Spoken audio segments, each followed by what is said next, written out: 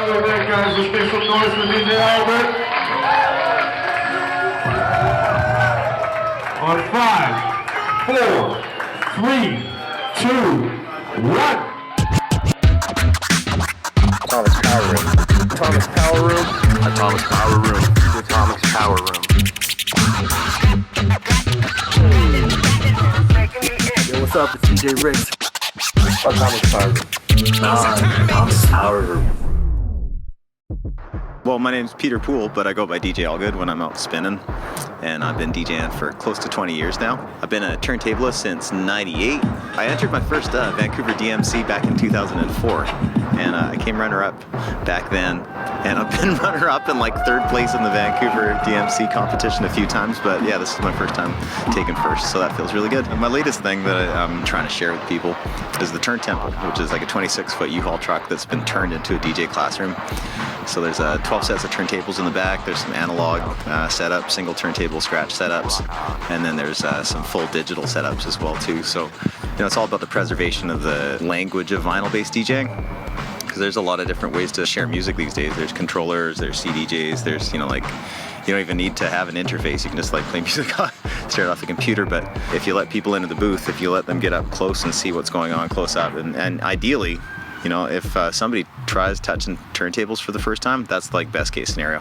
Because when you feel it, when you see it, then you're going to see the relevance of it and why it's worth preserving. I know if I was a kid, I would love that. Love that truck, man. It's wicked. We're gonna see it. You're gonna see it right now. Yeah. But I love the concept. There's usually a big barrier around the DJ booth, right? And so it's one thing letting people in for the first time. Like, that's a really great buzz. I've even talked to people that started DJing because they got to, you know, try turntables for the first time at the Turn Temple. That makes me feel amazing. Mm-hmm. There's some guys that showed up at the DJ battle in Vancouver the other night because they saw the Turn Temple. They were like, got inspired to come check out some more, and that feels super awesome. I mean, aside from, you know, teaching people and sharing in that way, this summer has been particularly prolific for having all-star scratch jams. At Shambhala, for instance, which is this music festival up in Nelson, big one, nice one.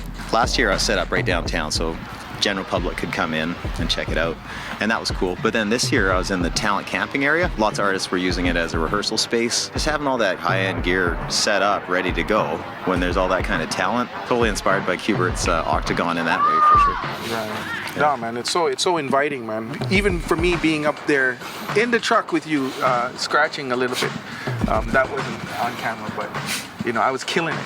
He was killing it. He was killing it. Yeah, no, got some chops. No, but man. it felt really good. There's definitely like a professional development aspect to it too, right? There's lots of guys that are good DJs, solid DJs. Like their scratch game isn't like, you know, up on some next level sort of stuff, or they may be interested in trying some juggles or some, you know, like showcase routine kind of stuff that's like a safe place to learn or whatever, you know? The bigger picture is that the Turn Temple is going to be this pop-up community center here where I live in Nanaimo. My background's in youth work and DJing, obviously, right? My mission over the next year is to use music to show up at the schools between 2:30, 5 o'clock, use the Turn Temple like a pop-up community center, right?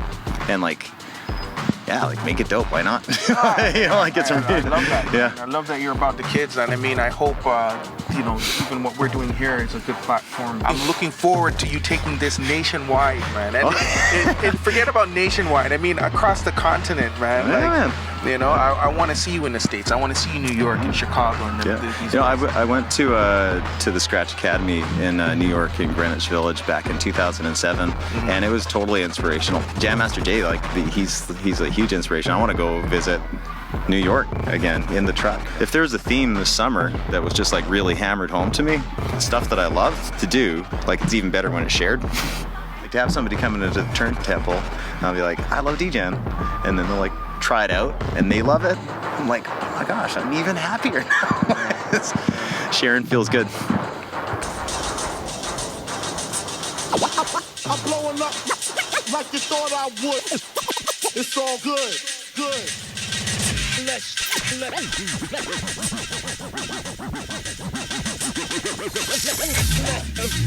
Let's start it like this, son.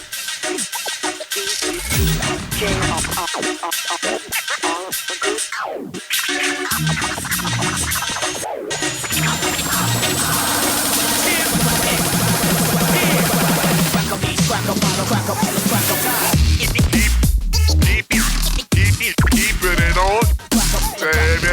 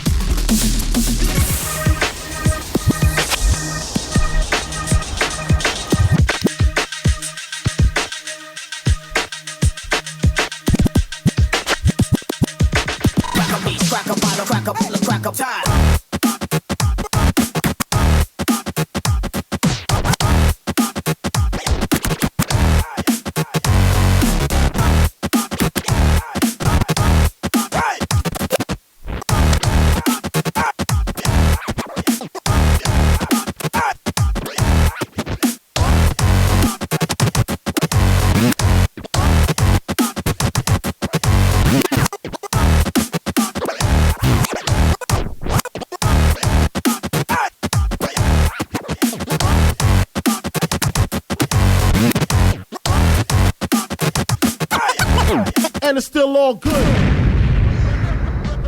Oh man, I think it's great.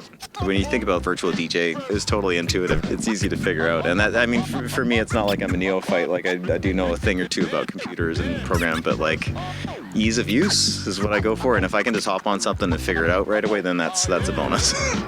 Okay, I want to give a shout out to Atomix Power Room. Shout out to Virtual DJ.